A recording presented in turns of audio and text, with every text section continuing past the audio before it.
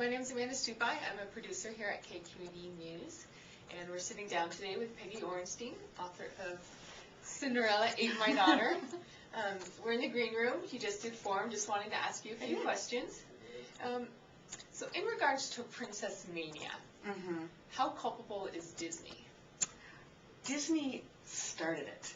That's the thing. So Disney, what happened was that there used to be these movies that would come out, you know, like when we were kids. Actually, if you're under 13, if you're under 10, this is not, all of us who are over 10 are not included in this phenomenon. That's me. Yeah. So when there used to be movies like Cinderella, Snow White, Sleeping Beauty. They would come out. They'd be out for a few weeks. There'd be a little, you know, merchandising, maybe some costumes, something like that. And then they would go back in the vault, and they wouldn't come around again for 7 years. Or maybe you'd get it on VHS, but you wouldn't be able to get the merchandise.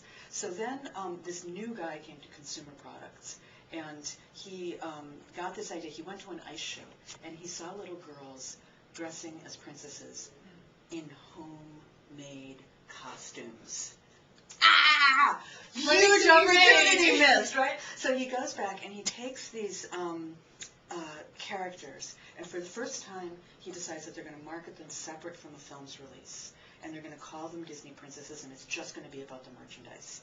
And it's interesting because this is just a little piece of trivia. Roy Disney was against it.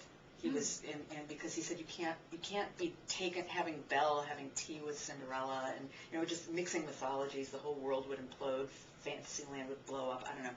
So the compromise they made was that the princesses, if you look at the princess products where there's multiple princesses, they're all looking off in slightly different directions, so because they don't know the other one is there.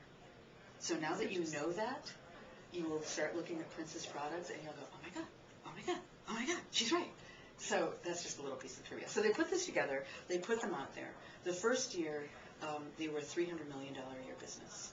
And within 9 years, so by 2009, they were a $4 billion a year business with 26,000 Disney princess products, at which point, you know, and that success then launched this huge crop of imitators, so that everything from, you know, the pencil in the stationery store to the T-shirt on Etsy to the, you know, the little pink teacup robotic pig in Radio Shack that you press its nose and it says, my name is Princess and I'm a princess. You know, I mean, everything for little girls became princess within the scope of 10 years. And so that, you know, rather than playing princess, which all of us did, you know, I mean, royal play and fantasy is part of history, you know. It became that for 365 days a year, 24/7 for 3 straight years, girls were princesses. You know, they didn't just like play it at home. They wore their princess dresses to school. They're wearing their princess dresses on the street. They're wearing their lip gloss and their nail polish. You know, the whole bit. So that's what's really changed. Is the giganticness of it, and also the marketing to girls at ever younger ages, at unprecedentedly younger ages, marketing in general, and then the specific marketing of ideas about defining yourself through appearance and through being the fairest and, you know, over the long haul, the hottest of them all, sassy to sexy. Now, I'm about to become an aunt for the 2nd time. Yay! My sister's expecting a little girl. Yay! So, you know, flash forward 4 years, we're in Target, she sees a princess toy, she really wants it. What do I do? What do I tell her? Don't take her to Target.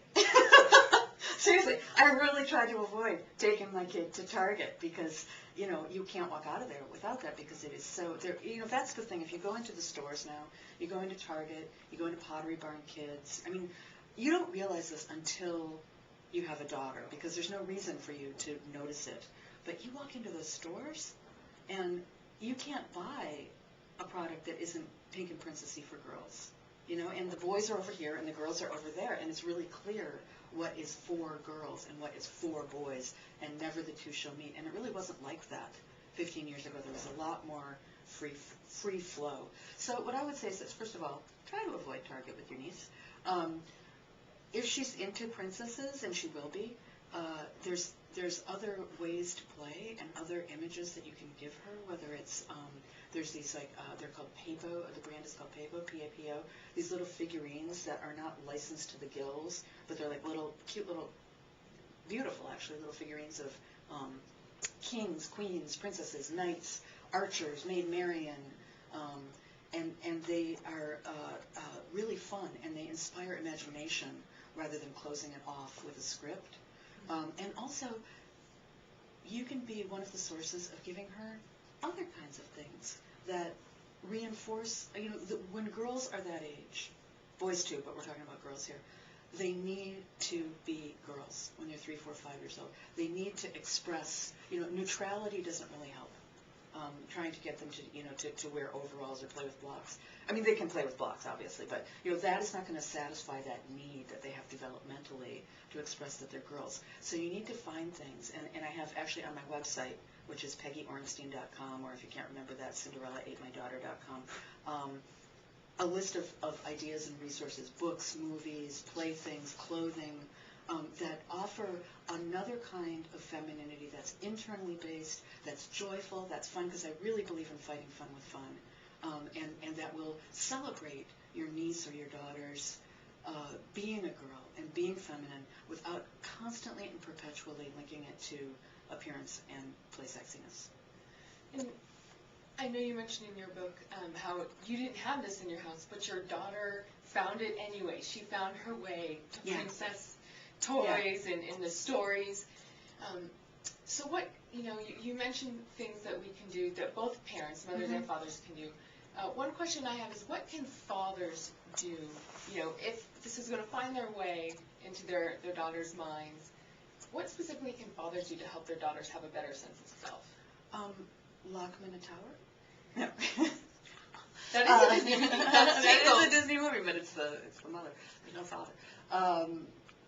Well, I think they can do the same things as mothers, obviously. I mean, they can offer different images, and I think it really is profound when it comes from a father, or an uncle, or whoever the man in a girl's life, because she is looking to him ultimately to see who she should be as a woman. I mean, that's a big part of it, right? So when fathers reinforce, ability and effort over beauty, or when they tell their daughters, oh, you're so beautiful, when the daughter is covered with mud and sweat and everything, that makes an impact on how your daughter's going to see herself. So fathers really are, it's very, very important. And as girls grow older, fathers, don't comment on your daughter's weight. I mean, that would be a big one right there. Never comment on your daughter's weight. And just, providing that love and regard for who she is, not just how she looks, and incidentally, the way fathers treat the girl's mother, whether they are together or not, has a big influence on girls' long-term development as well. And kind of an odd question now. We're wondering, we like to kind of mix things up in the green room. I'm wondering if you'd play a good old-fashioned game of word association with us. Ooh, okay. So I pass you a word, and you just tell us the first thing that comes to your mind. Okay. Okay, so let me get my list. Now I'm scared. Okay. Don't be scared. Okay. I'll go first. Okay. First word, Barbie. Ambivalence. Spanx. Need 'em. Nancy Pelosi. Strong. Feminism. Yay. And the last one, glitter. Fun, but not to be overdone. Who doesn't love glitter?